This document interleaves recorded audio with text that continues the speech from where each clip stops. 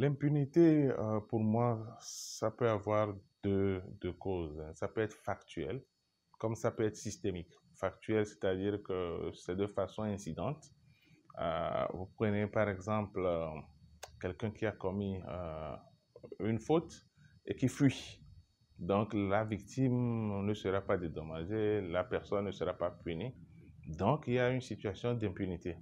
L'autre systémique, c'est ça qui est beaucoup plus dangereux, c'est que ou le système politique l'utilise, ou alors c'est le système judiciaire qui crée l'impunité. Et donc, de façon régulière, de façon constante, on se rend compte que quand il y a une faute pénale, quand il y a une faute civile, quand il y a une faute, en bref, il n'y a pas à punir l'auteur de la faute, il n'y a pas à dédommager la victime, et donc on reste dans la situation comme ça, où la victime perd doublement et que la société perd aussi. Donc pour moi, c'est le cas d'impunité, c'est le cadre général qu'on peut mettre à l'impunité. Très souvent, dans les pays où la dictature, où il n'y a pas la liberté d'expression, on se rend compte que très souvent, l'impunité foisonne. Donc c'est souvent un terreau pour l'impunité. Donc, quand vous voulez, par exemple, évaluer le degré de démocratie dans un pays, on peut utiliser tout simplement le baromètre de l'impunité. Donc, quand il y a beaucoup d'impunité, c'est que le pays n'est pas démocratique, ce n'est pas un pays d'état de droit.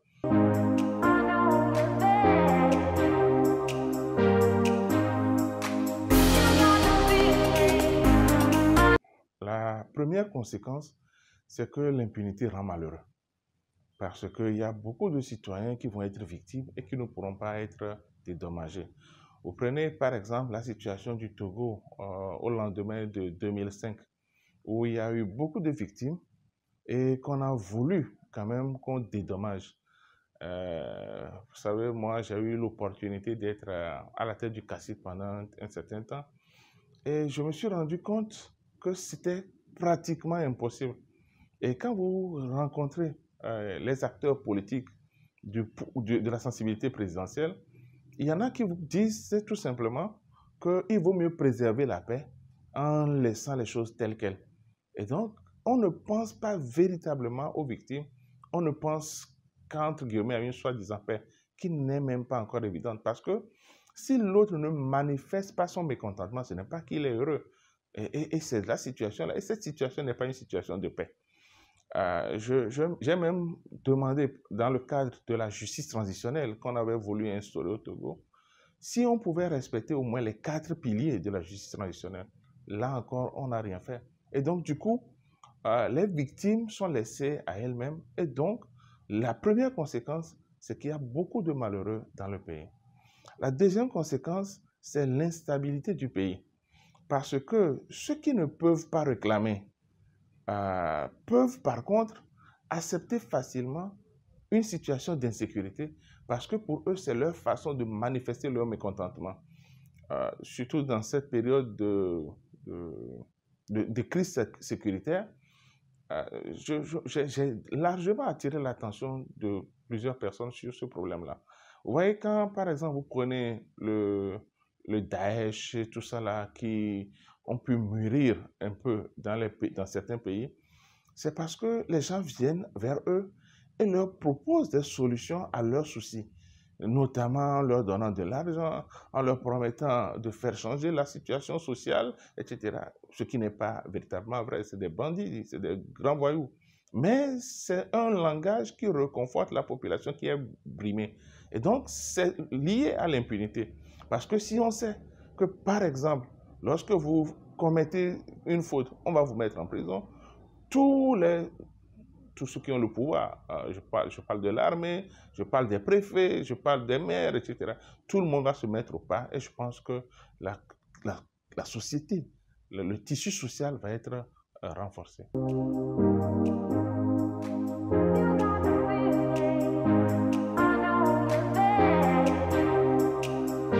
pourrais pas faire la liste, hein. Je pourrais pas faire la liste parce qu'il y a beaucoup de cas qui sont restés impunis.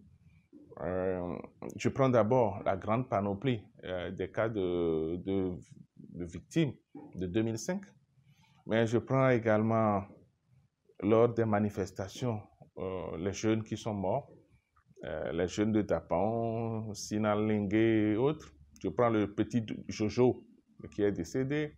On n'a jamais fait la lumière sur cette affaire-là. Tout récemment, il y a eu, et d'abord, il y a la tuerie de Fréau Jardin. Ça aussi, on n'a jamais élucidé ça. Il y a le colonel qui est décédé, on n'a pas élucidé. Et il y a plein d'affaires qui n'ont pas connu de lumière. Si on quitte le plan des crimes, allons sur le plan économique.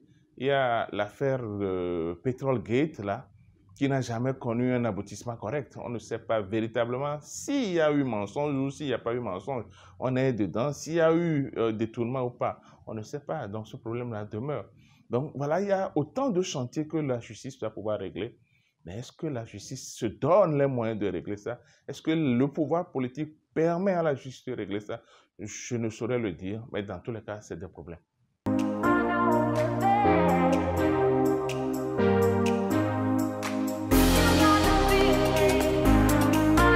Mes recommandations iront d'abord au pouvoir politique. Parce que, en termes d'impunité, c'est le pouvoir politique qui doit pouvoir sonner le glas de l'impunité, en donnant les moyens au système judiciaire de pouvoir être indépendant.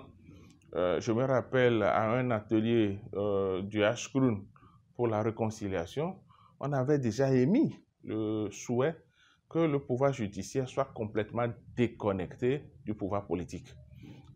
De la même façon qu'on l'a au Ghana, où il y a un Chief of Justice, on va créer quelqu'un qui va être choisi par le père, qui va être, pas le prince, mais qui va être le garant de la justice au Togo, de sorte qu'il n'y aurait plus de situation d'impunité. Donc que le pouvoir politique prenne le courage de prendre la décision de créer ce cadre-là.